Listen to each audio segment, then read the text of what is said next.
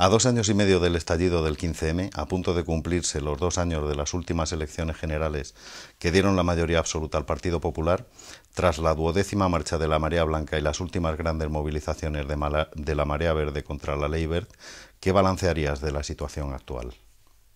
Parece que hay un interés en quitar valor al 15M y pretender que todo aquel esfuerzo y toda aquella emoción no sirve para nada, y no es cierto. No es cierto. Primero, como siempre hemos dicho durante todo ese tiempo, el 15M no fue una respuesta, el 15M era una pregunta.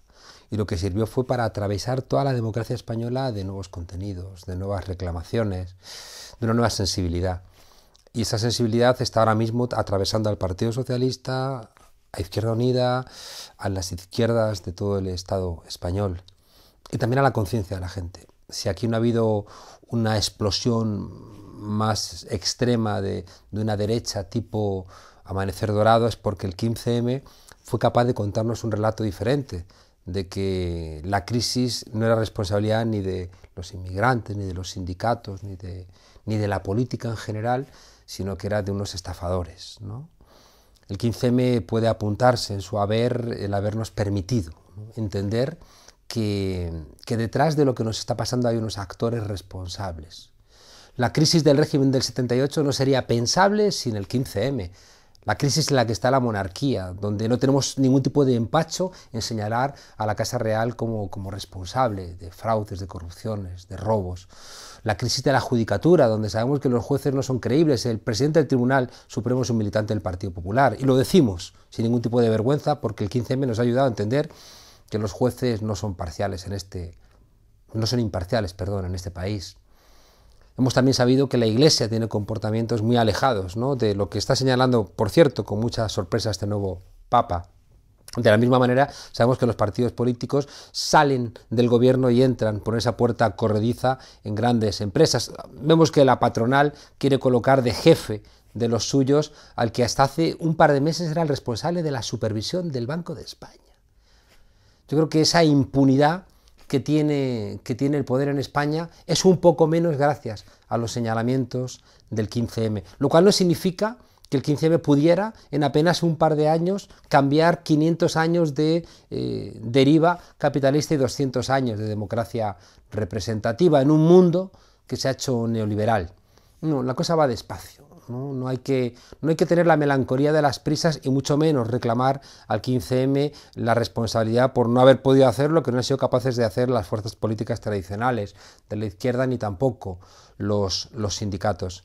Ahora bien, en esa pared inmaculada se ha abierto una profunda grieta.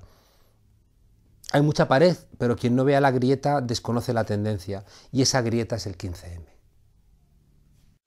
En un par de semanas, el 23 de este mes de noviembre, tendremos una manifestación importante aquí en Madrid y en otras ciudades españolas. Y 4 meses después, el 22 de marzo... ¿Cuándo es esa mani?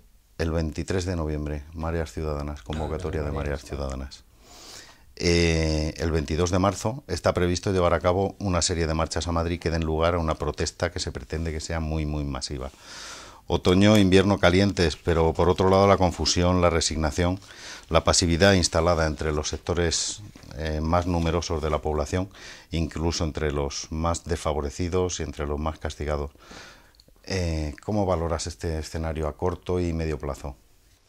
Es difícil resumirlo con 2 o 3 tweets, ¿no? De hecho, he escrito un libro intentando dar respuesta a esto, ¿no?, que pretende ser para el gran público, pero que no deja de tener sus 200 páginas. Por un lado, yo creo que los modelos neoliberales se nos han metido a la cabeza. Todos somos individualistas y competitivos. Y quien piense que no, piense qué educación da a sus hijos, ¿no?, o piense qué recomienda a la gente. Al final no nos damos cuenta de que todos nos hemos convertido en empresarios de nosotros mismos, que lo que hacemos básicamente es para ser más competitivos, ¿no?, en un mundo donde todos son mercancías. Esto se ha ido metiendo en nuestro pensamiento, por un lado, a través de la mercantilización del mundo, ¿no? Todo es una mercancía: la educación, la sanidad, lo que comemos, la vivienda, la publicidad que todo lo engloba. Todo se convierte en una secuencia de elementos mercantiles, ¿no?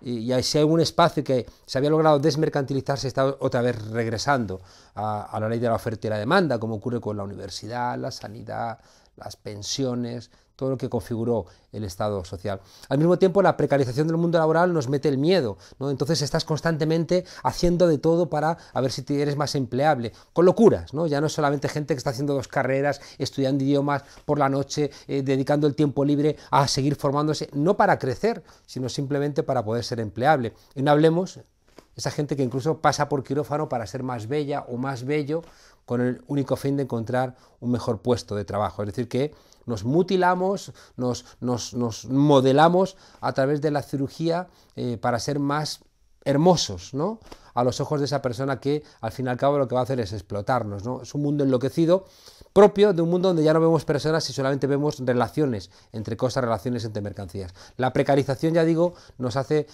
ser competitivos todos contra todos y al final se disuelve la confianza social, porque si yo veo en los demás no a mis iguales sino a mis competidores por recursos escasos, se termina, ¿no?, la base de la sociedad, que es la confianza. Y por último, también hemos interiorizado ese mundo neoliberal por culpa de la desconexión en la que vivimos. Curiosamente, en un mundo conectado estamos desconectados, porque el dinero nos desconecta, porque la tecnología al final nos hace prescindir de los demás, y yo creo que sobre todo también porque vivimos en ciudades donde hemos perdido la causalidad de las cosas. No sabemos de dónde ya viene la luz, el agua, la energía, todo lo que consumimos. No nos damos cuenta de que detrás tiene esfuerzo, tiene naturaleza golpeada, tiene personas a menudo explotadas. Me parte el alma ver un anuncio de una gran compañía de telefonía móvil diciendo que hazte de nuestra compañía y todos los años podrás cambiar de teléfono móvil, ¿no?, sin ningún tipo de referencia a la basura que se genera, a las guerras por el coltán, al vertedero en el que estamos convirtiendo el mundo, y a ese consumismo, donde lo importante ya es que cambies todos los años de teléfono, lo cual también hace a la gente que no puede cambiar de teléfono poco menos que subdesarrollada, aunque tengas un teléfono de hace un año, pero ya no estás a la última, y por tanto generamos esa locura, sobre todo en los niños, ¿no?, que pueden considerarse pobres porque no tienen el último modelo de teléfono móvil. Todas esas cosas te captan la conciencia.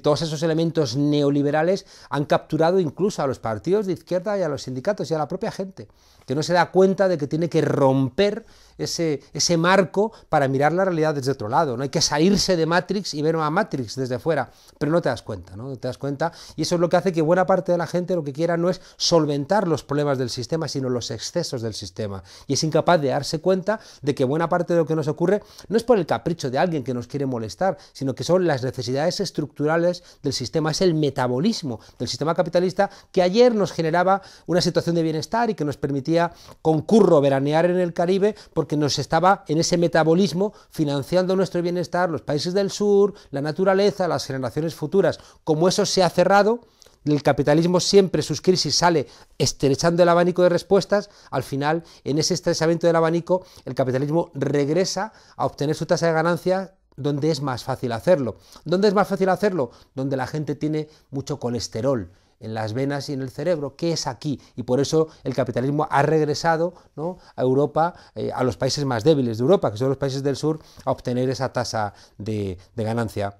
Si queremos salir de esta lógica, tenemos que romper con el propio pensamiento que nos encarcela. Si no nos damos cuenta de que nosotros mismos somos neoliberales, no vamos a poder luchar contra el neoliberalismo, y al final vamos a ser rehenes de las recetas del partido A o el partido B, o incluso del partido C, que si no tienen detrás gente impulsando para un cambio de modelo, porque previamente han tenido un cambio de conciencia, van a tener que hacer necesariamente lo mismo. Hoy en día la política es una gran coalición, ¿no?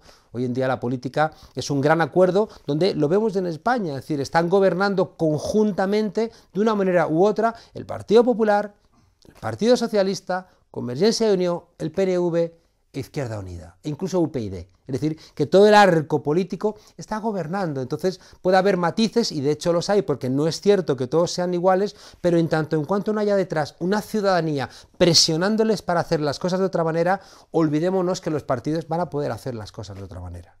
Este fin de semana se celebra la conferencia política del PSOE. El juez Baltasar Garzón y otras personas se han ofrecido al principal partido ahora mismo de la oposición para derrotar a la derecha. Has comentado tu opinión en un artículo que has publicado en tu blog, Encomiendo Tierra, que también ha aparecido en Público y en otros medios digitales, pero pensando en las personas que no han podido leer tu entrada en el blog, Y dada la importancia del asunto, ¿cómo ves este lío? Yo creo que la conferencia política del PSOE la está encarando desde dos lugares muy tradicionales. Uno es intentar quitarle referencia pública a Izquierda Unida o al PC, que es lo que ha hecho desde la transición en adelante, y lo otro es asustarnos. Por un lado tenemos a Almunia, el comisario del PSOE, diciendo que en Europa está por un lado el Partido Popular y por otro lado una extrema derecha y una extrema izquierda a las cuales iguala, y que por tanto el PSOE tiene que situarse entre esos extremos, ¿no? Y que si no va a ser la debacle. Es decir, una estrategia tradicional del PSOE es sembrar miedo. Y la otra es Rubalcaba. Rubalcaba, que lo que hace siempre es enredar y intentar presentar, ahora que Izquierda Unida está subiendo, la existencia de una fractura que rompería Izquierda Unida y que lanzaría el mensaje de que, bueno, de que la única solución seria viene del Partido Socialista. Es un truco que ya no le ha funcionado. Yo creo que así como le funcionó ayer con Nueva Izquierda o con Rosa Aguilar, hoy todo el mundo se ha dado cuenta de que era una nueva estrategia, ¿no? y de que el Partido Socialista, en vez de salir de sus crisis por la izquierda, siempre sale, ya digo, asustando o enredando, y es lo que explica también que no levante cabeza, ¿no? Y que la gente lo vea como un partido sin ningún tipo de seriedad. El intento de Baltasar Garzón, que es una persona que ya ha demostrado que es que no tiene credibilidad, porque dice una cosa y la contraria, es decir, se convierte en el adalid de las exhumaciones, pero firma un artículo en el diario El País defendiendo a Manuel Fraga, o persigue los GAL y señala a Felipe González como Mr. X y después lo señala como una de las personas preclaras de este país, ¿no? Es decir, el juez Garzón es una persona que no es consistente, parece que tiene una estrategia propia y busca cómo conseguir aquellos elementos que lo elevan, ¿no? Como una persona importante, aunque haga una cosa y la contraria, ¿no? Yo creo que Llamazares durante todo este último año ha apostado demasiado en una figura como Baltasar Garzón, de la cual uno no se puede fiar. Y Llamazares tiene también su responsabilidad, ¿no? Cuando una parte importante de las personas que lo acompañaban deciden firmar esa carta o acompañarla, pues demuestra que Llamazares se ha equivocado, ¿no? Y entiendo que puede tener sus razones, ¿no? Porque la vida interna dentro de Izquierda Unida no siempre es amable, ¿no?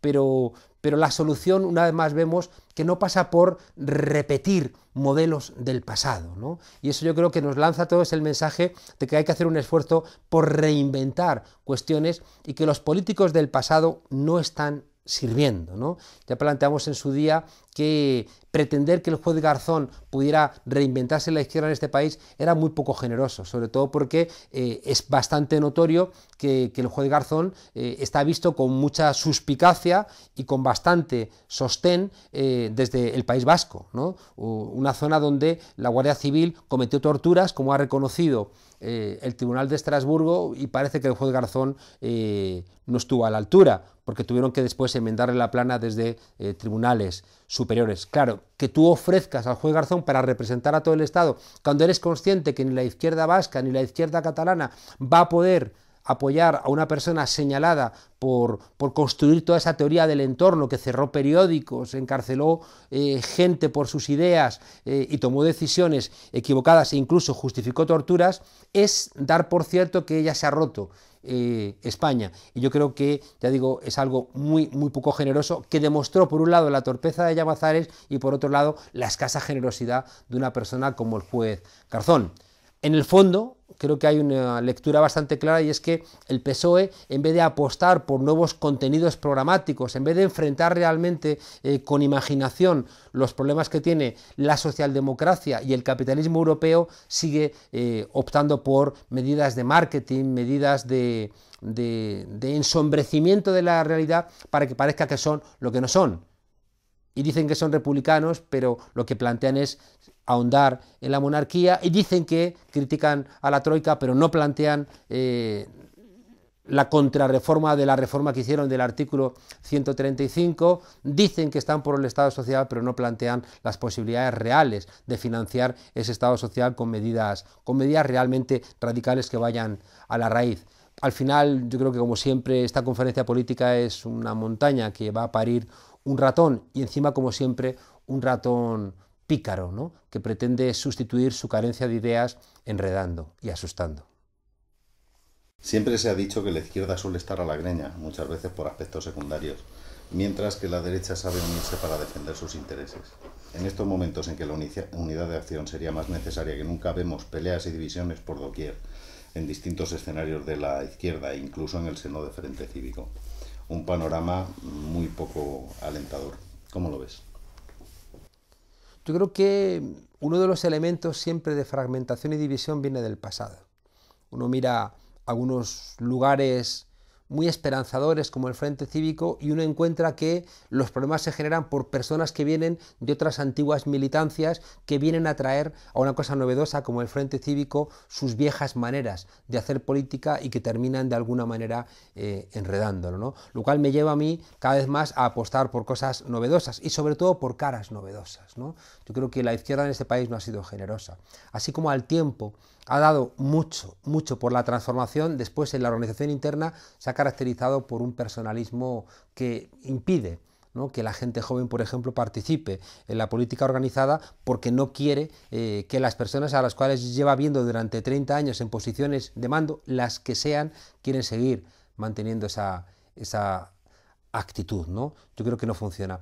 Yo creo que es comprensible que la izquierda se pelee por sus ideas, ¿no? Porque la derecha siempre gestiona lo que existe y por tanto cuando tú gestionas lo que ya existe es más fácil ponerte de acuerdo porque lo que existe tiene la fuerza de lo que es evidente. En cambio la izquierda, que siempre está planteando las alternativas, las construye con ideas y por tanto es más fácil que tú te pelees por las ideas porque están más sujetas a interpretación, ¿no? Tú puedes buscar un elemento final de transformación, pero la metodología varías y eres consciente de que si te equivocas en la metodología no vas a conseguir ese fin y por tanto tampoco es tan extraño que la izquierda tenga esos conflictos constantes en la interpretación. También es cierto que ese tipo de problemas no se solventan en la teoría. No, es prácticamente imposible. Los problemas de fragmentación históricamente siempre se han solventado con acuerdos sobre objetivos y con acuerdos sobre liderazgos. Yo creo que la tarea, y no estoy diciendo que me guste que sea así, sino que estoy convencido de que es así, ¿no? Igual que hay muchas cosas que no me gustan del ser humano porque creo que somos muy poquita cosa, pero pretender que somos más de lo que somos nos va a llevar a malos diagnósticos y a peores terapias. El ser humano en la izquierda o en las transformaciones o en el pensamiento crítico necesita rebajar incertidumbre, es decir, necesita no estar paralizado por la complejidad del mundo y eso te lo dan liderazgos en plural, ¿no?, que te van dando la interpretación correcta que te resulta válida de los problemas, de la cual tú participas. Pero tú no puedes saber de todo, ¿no?, sino que tienes que tener cierta confianza en gente que desde las luchas concretas ha construido un pensamiento, lo ha sintetizado y lo ha debatido, ¿no?, con los afectados, y de ahí sale lo que yo llamo un liderazgo, ¿no? No es la vanguardia tradicional que no sirve para nada, ¿no?, sino que de repente lo que dice la plataforma de afectados por la hipoteca, bueno, viene de un debate, viene de una discusión, viene de una representación discutida internamente y por tanto las conclusiones de la plataforma de afectados por la hipoteca me tienen que valer, porque yo no puedo saber tanto sobre la PA como debiera saber sobre otros temas sobre los cuales se presupone que yo estoy más implicado y uno no puede implicarse en todo, ¿no? Yo creo que en un momento de confusión como el que vivimos necesitamos liderazgos en plural que nazcan de las peleas de base y que nos reduzca la incertidumbre y al mismo tiempo esos liderazgos por la credibilidad que generan reducen nuestras divisiones, nuestras peleas. Creo que no es un problema que se pueda solventar en términos teóricos, sobre todo porque en términos teóricos las discusiones pueden ser eternas. En cambio, un liderazgo que identifique problemas concretos, que nos vincule a las soluciones que se han dado, que nos haga ver que tenemos intereses concretos y beneficios en la solución de esos problemas y que al mismo tiempo nos genere la credibilidad que haga que bajemos todos un poquito nuestra bandera y que nos veamos representados en la bandera de esos nuevos liderazgos, es una solución. Hay gente que dirá, no me gusta, y yo creo que tendrá razones, ¿no?, para decir que no le guste, porque los liderazgos casi siempre han traicionado, ¿no? Pero no veo en el corto plazo ninguna solución, porque la derecha pelea con la fuerza de lo que existe y nosotros solamente tenemos la fuerza de lo que emocionemos. Y para emocionar necesitamos identificarnos con los intereses de la gente y darles la credibilidad de que los que se pongan en marcha, ¿no?, para transformar las cosas tienen la capacidad, y eso se llama liderazgo. En Cataluña, Procés Constituent ha irrumpido como una gran fuerza. En pocos meses ha llegado a tener más de 45.000 personas adscritas y a constituirse en más de 90 asambleas locales. Se plantean construir una república catalana desde abajo y su objetivo manifiesto es presentar una candidatura unitaria a las próximas elecciones del Parlamento catalán para echar abajo la hegemonía de la derecha catalanista y desbordar por la izquierda a Esquerra Republicana. El problema catalán sacude con fuerza a todo el Estado español, está claro, y el culebrón del referéndum independentista se nos cuela por todos los rincones y agita conciencias. Se trata de una situación sin duda muy compleja y que no se puede despachar en 4 frases, pero resumiendo, ¿cómo entiendes tú todo este asunto, esta ebullición? Yo creo que la fuerza de Procés Constituent tiene que ver con la fuerza de lo identitario. En un mundo donde las certezas se están disolviendo, las ideologías, las religiones, las familias, las naciones, el mundo del trabajo, las identidades nacionales vienen a funcionar como sustitutos y la gente se aferra a ellas con la fe de un converso, ¿no? Yo estoy convencido de que la independencia en Cataluña sería un desastre, sería un disparate, porque llevamos 500 años compartiendo cosas, mezclándonos. Estamos demasiado mestizados como para de repente establecer una frontera donde no existe la diferenciación que nos permitiera realmente darle cuerpo a esa diferencia.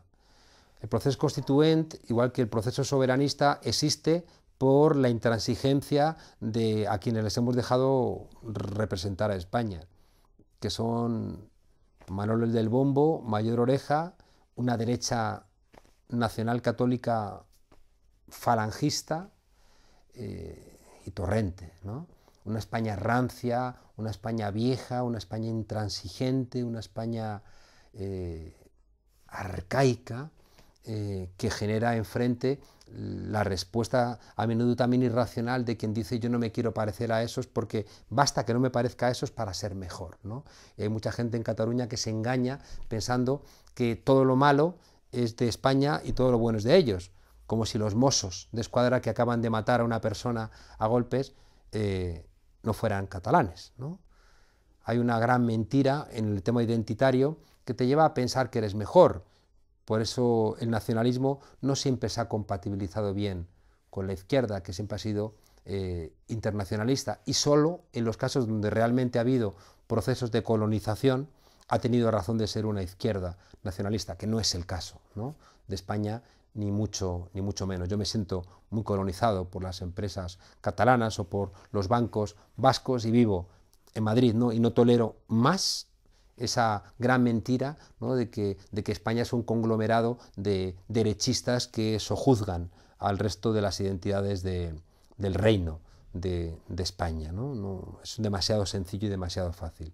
El proceso constituent tiene la fuerza de lo identitario y a su vez tiene la inteligencia de entender que los cambios o vienen a través del cambio de conciencia o no vienen, y también tiene la inteligencia de entender que la única manera de poner en marcha cambios de conciencia es corresponsabilizando a la gente en las transformaciones, ¿no? Y por eso un proceso constituyente devuelve a la gente la obligación de repensarlo todo, en un país donde nunca nos han preguntado nada. La única pregunta real que nos han hecho en España fue el referéndum de la OTAN, y no fue real del todo porque solamente había una televisión dirigida y manipulada por el Partido Socialista, y por tanto no fue realmente un debate que funcionara como una escuela de ciudadanía. Incluso así, de ese referéndum de la OTAN va a surgir la rearticulación de la izquierda que supuso la primera Izquierda Unida y los excelentes resultados electorales. Quizá el proceso constituyente pudiera servir para que en el resto del Estado nos preguntáramos acerca de la necesidad de poner en marcha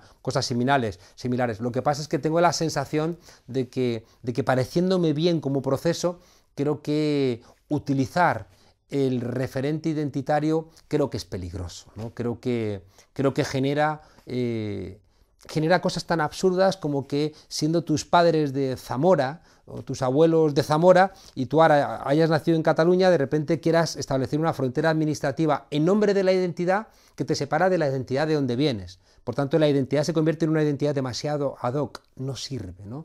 Creo que todo es una construcción, ya digo, que tiene sentido solamente porque en el resto del Estado no hemos sido capaces, ¿no?, de entender que los catalanes tienen una identidad nacional propia. Y si eso no se les respeta, pues es normal que se quieran marchar, pero tampoco es una solución, creo, idílica. Pasamos ahora del escenario catalán y español al escenario español y europeo. Dentro del campo progresista hay quien dice que tenemos que dejar el euro y recuperar la soberanía del Estado Nacional español con la aplicación de políticas alternativas al dictado neoliberal. Por el contrario, hay otros que afirman que esto es materialmente imposible y que el único escenario de un cambio democrático real es el escenario europeo, comenzando por el sur de Europa, Grecia, España, Portugal y quizás más tarde Italia. Pero que en definitiva esa ruptura democrática o revolución democrática tendría que afectar también a la Europa rica. ¿Cómo te sitúas tú en esta, cómo te posicionas en esta polémica, en esta? El euro es un fraude que nos ha empobrecido a las mayorías. Absolutamente evidente de que somos más pobres desde que tenemos el euro y que los ricos son más ricos. Ahora bien, salirnos del euro creo que sería como si asumiéramos todos a abandonar nuestras casas, entregar nuestros últimos bienes e irnos todos a vivir debajo de un puente. Sería una victoria de ellos. Estarían encantados, ¿no?, de que les dejáramos el juguete después de habernos saqueado para que lo disfrutaran. Yo creo que la postura más inteligente tiene dos vertientes. Una inteligente porque conseguiría más apoyos e inteligente porque permitiría recuperar parte de lo que nos han robado, que es exigir dentro del propio euro. En España saliéramos del euro, volveríamos a la peseta. A la gente hay que decirle, no quiere usted salir del euro, sino quiere usted volver a la peseta. Y ahí encontraríamos con que la gente te va a decir que no quiere volver a la peseta porque intuye, y creo que con buena lógica, que volveríamos de alguna manera a estar aislados en un mundo que cada vez es más global. Yo creo que la postura más inteligente es exigir dentro del euro junto con los otros países que se han empobrecido por culpa del euro y hacernos fuertes junto con Grecia, con Portugal, con Italia y la propia España, hacernos fuertes reclamando que la moneda sirva para lo que sirven las monedas, no para ser la excusa de la transferencia de renta de los pobres o de las clases medias a los ricos. Lo que más le va a preocupar a la Troika es que países que están dentro del euro reclamen un cambio de las tornas en el funcionamiento del euro. De hecho, ¿qué ha pedido la derecha alemana? Pues la expulsión de Grecia. Es decir, que hay una petición por parte de los sectores más duros de esta Europa neoliberal de que los que quieran que se vayan, porque también en la salida van a encontrar un profundo beneficio. Además, no encontraríamos un profundo apoyo popular en esa medida. Por tanto, parece lo más sensato entender que el euro está mal diseñado, que el euro nos ha empobrecido, que el euro es la herramienta por excelencia de destrucción masiva del bienestar en Europa, pero desde dentro de las propias instituciones y desde dentro del propio euro exigir una transformación, porque somos fuertes en tanto en cuanto estemos dentro. Desde fuera, ni siquiera Inglaterra tiene fuerza al respecto. Y si Inglaterra no tiene fuerza para presionar al euro, ¿qué haría un país como España, en comparación pequeño respecto de los grandes, ya no digo Grecia o Portugal, fuera de ese cambio, de ese ámbito de influencia que implica formar parte de la moneda única? El cuerpo puede pedirte, ¿no?, salirte del euro y mandar al carajo a todos estos responsables, ¿no?, de nuestro empobrecimiento, pero en política hay que tener la cabeza fría, ver cuál es la fuerza real para conseguir las transformaciones y ver dónde vas a ser más eficaz. Y creo que todo eso nos lleva necesariamente a una crítica radical, intransigente, con lo que ha supuesto de fraude el euro, pero quedándonos dentro del euro, hasta que no haya más remedio, pero ese momento todavía no ha llegado. El próximo 8 de diciembre, en apenas mes y medio, hay convocadas elecciones municipales en Venezuela. Es de prever que, como en todas las consultas habidas desde el comienzo de la Revolución Bolivariana, la derecha venezolana se eche al monte con la inestimable ayuda del poder estadounidense y sus colaboradores, y por supuesto, y para no variar, con enorme ruido mediático. Tú que conoces bien el proceso bolivariano, ¿Qué nos puedes comentar a nosotros, a nuestros compatriotas sobre este evento electoral? Si uno mira las cifras económicas de Venezuela, el resultado es espectacular, ¿no?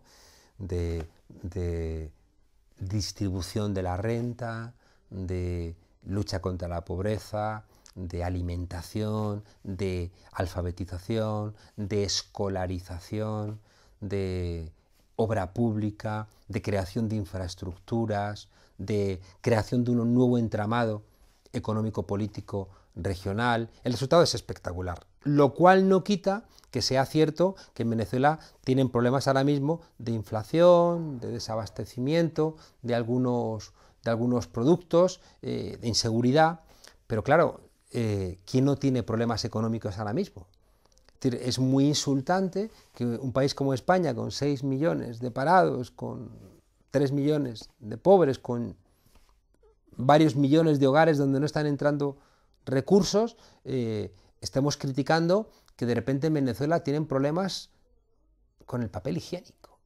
Oiga, que aquí la gente está teniendo problemas para comer, que se están desmayando en España niños en el colegio porque no comen, y resulta que hay imbéciles o canallas que quieren señalar a Venezuela como un caos económico que lo único que busca es generar una situación como la que le generaron en septiembre del 73 Allende, de descalificación para justificar un golpe de Estado que, como hemos visto, y esto no es de las películas, es que han dado un golpe de Estado en Honduras, es que han dado un golpe de Estado en Paraguay hace 2-3 años, respectivamente, y que Estados Unidos los ha apoyado, ¿no?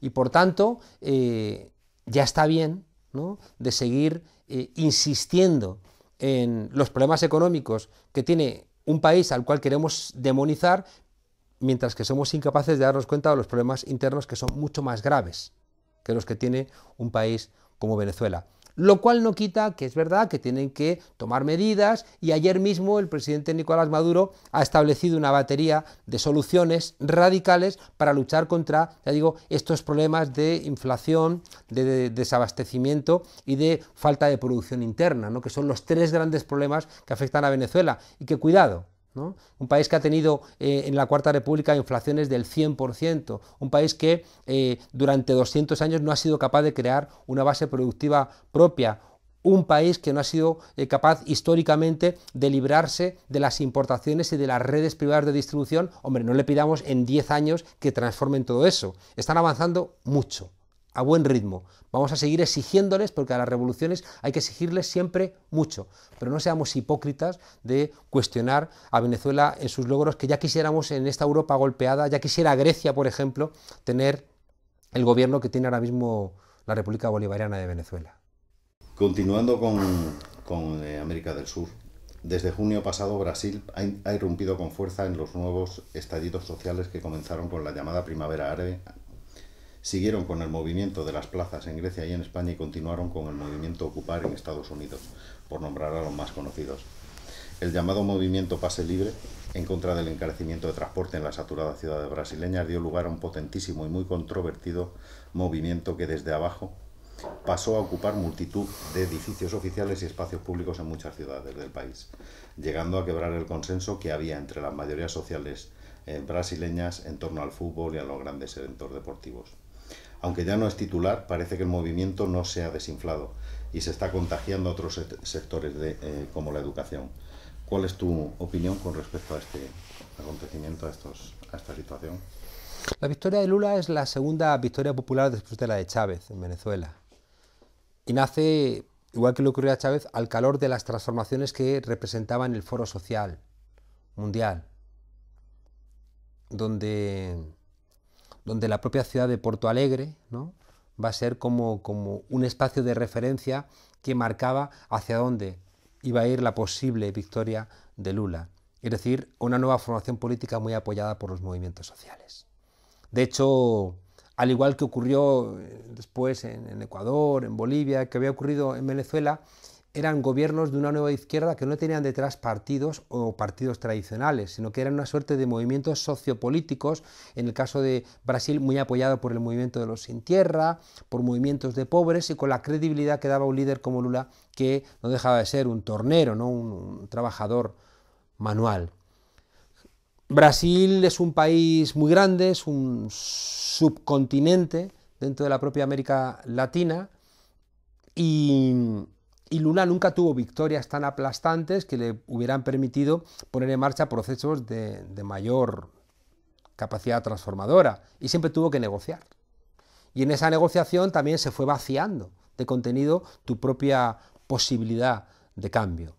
Estuvieron siempre negociando con buenos logros, por ejemplo, en la lucha contra la pobreza, pero con escasos avances en otros ítems. Y en algunos lugares donde gobernaba la derecha, pues de repente los cambios se notaban mucho menos, ¿no? Por ejemplo, porque tenían una lógica municipal, las subidas de los transportes o una escasa política de vivienda, etc. Lo bueno es que esa formación que había puesto en marcha el movimiento previo que lleva a la victoria a Lula estaba ahí latente y en un momento determinado se activa. Y de repente esa gente, ¿no?, que había encontrado la socialización política apoyando al primer Lula, pues de repente dice o volvemos a salir a la calle o perdemos todo aquello que habíamos conseguido. Y ahí empiezan a generarse una serie de activismos, ¿no?, de alta intensidad. Se vuelven a reencontrar los movimientos sociales en la calle. La gente que no había abandonado la calle, como sí habían hecho los partidos, incluido el Partido de los Trabajadores, ¿no?, de Lula y Dilma Rousseff. Esa gente que no había abandonado la calle y que seguía trabajando, de repente encuentra a una ciudadanía dispuesta a reorganizarse. Y por eso todo eso emerge con esa fuerza. ¿Quién había perdido todo tipo de capacidad en Brasil para hablar con la gente? El PT. ¿Por qué? Porque el PT había abandonado la calle. ¿Quién quedaba en la calle? Los movimientos sociales organizados. Y son los que realmente van a rearticular todo eso. Y es Lula el que dice, tenemos que recuperar otra vez nuestra vinculación de cuando estábamos en la calle. Recuerda mucho a lo que pasó aquí en la transición. El Partido Comunista, o sobre todo, un poquito el Partido Socialista, los movimientos sociales, cuando se ganan el 79 los ayuntamientos democráticos, se llevan a muchos cuadros sociales y dejan absolutamente desabastecida la organización ciudadana, y eso es por donde se va a desangrar la democracia española, que es lo que ha ocurrido en Brasil. Una lectura la tenemos clara, no podemos dejar de estar en la calle y dejar de organizarnos en y desde la calle. ¿Qué les dirías a las personas que como activistas, militantes o simples participantes en plataformas, movimientos y colectivos, también en el Frente Cívico, dedican una parte de su tiempo y muchas energías a una lucha que está creciendo pero que sufre muchos altibajos y con una presión enorme añadida, en sentido contrario, de parte de todo el aparato mediático y las inercias heredadas, muchas rémoras que están establecidas, como tú decías antes, en nuestra vida cotidiana? ¿Cómo nos aconsejarías que aguantásemos el tirón? ¿Hay espacio para el optimismo?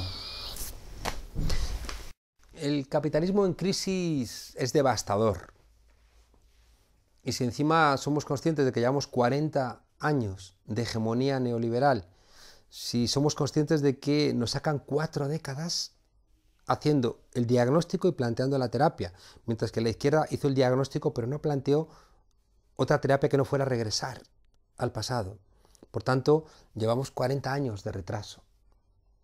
Tenemos a buena parte de la gente que está indignada, al mismo tiempo está perpleja, porque sabe que están contra los excesos, pero no tiene herramientas para ir más allá del análisis. Yo creo que hay elementos para el pesimismo, pero si uno se queda en el pesimismo ya ha sido derrotado. Por eso me gusta la expresión de Boaventura de Sousa Santos cuando dice que tenemos que ser pesimistas, esperanzados, o tenemos que ser optimistas trágicos. Trágicos y pesimistas porque el imaginario es neoliberal, porque tienen todas las herramientas, tienen las televisiones, tienen las universidades, tienen los periódicos, tienen las televisiones, tienen las editoriales, tienen el sentido común. Y encima están cegados por el metabolismo del capital que les obliga a pensar siempre en el corto plazo, aunque eso tenga en el medio plazo consecuencias destructivas. Pero al mismo tiempo vemos que no sabemos por qué, como dice Pessoa, a pesar de todo, cada noche viene la luz de la luna a batir la hierba.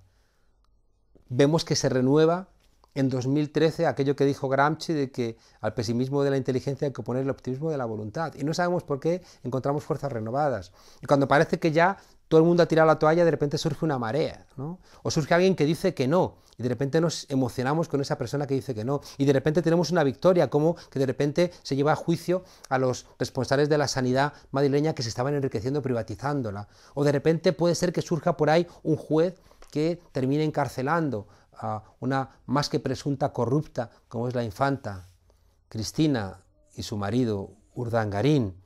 O de repente vemos que los estudiantes Erasmus protestan, ¿no? Y una medida que era retroactiva y que era una barbaridad, la tienen que eliminar porque había generado mucha protesta social. Yo creo que tenemos que ser conscientes de que la lucha va despacio, porque tenemos que cambiar las conciencias, y como decía Einstein, es más difícil desintegrar un átomo que un prejuicio. Pero nunca, nunca, desde que se aprobó la Constitución, el régimen ha estado más en cuestión que ahora mismo. Nunca ha estado tan cuestionada la clase política, las cúpulas sindicales, la Iglesia, los jueces, la monarquía, los bancos, las inmobiliarias, la propia Europa. Yo creo que lo que falta es todo ese malestar, convertirlo en pequeñas teselas de un mosaico que vamos a colocarlo en la pared y al final nos va a dar ese dibujo.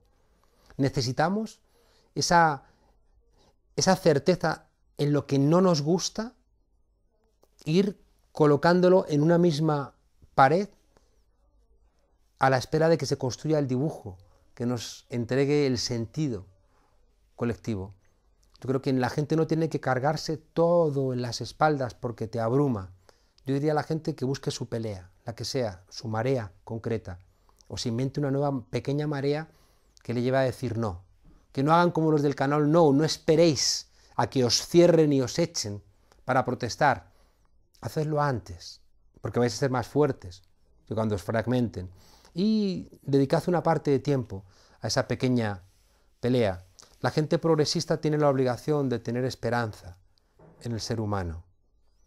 Necesita estar convencida de que la gente ordinaria hay capacidades extraordinarias, siempre y cuando tengamos la posibilidad de explicarles lo que ocurre. El ser humano ha llegado hasta aquí después de cientos de miles de años siendo cooperativos. El ser humano ha llegado hasta aquí siendo solidario. Y este paréntesis de medio siglo de modelo neoliberal, este siglo de crisis del sistema capitalista se tiene que acabar. Y yo creo que se alumbrará, ¿no?, un mundo más decente que se extraerá de la lectura de las barbaridades que hemos cometido en nombre del mantenimiento de este modelo, al cual ahora mismo le sobran 2/3 de la humanidad. No queremos seguir siendo verdugos que contemplamos estremecidos Lampedusa, si no queremos ser verdugos que contemplamos o miramos para otro lado cuando nuestro gobierno pone cuchillas para que los pobres no salten el muro de Melilla. Juguemos en otro bando. Hagamos que el miedo cambie de bando y hagamos que toda esa gente que hace esas cosas que nos roban humanidad, que vacían las arcas públicas, que ponen cuchillas, que hacen que los negros se mueran cuando quieren llegar a las costas, que cierran hospitales, que se apropian de los bienes colectivos, que esa gente tenga miedo de hacer esas cosas. Y cuando esa gente tenga miedo de hacer esas cosas, significará que vamos ganando.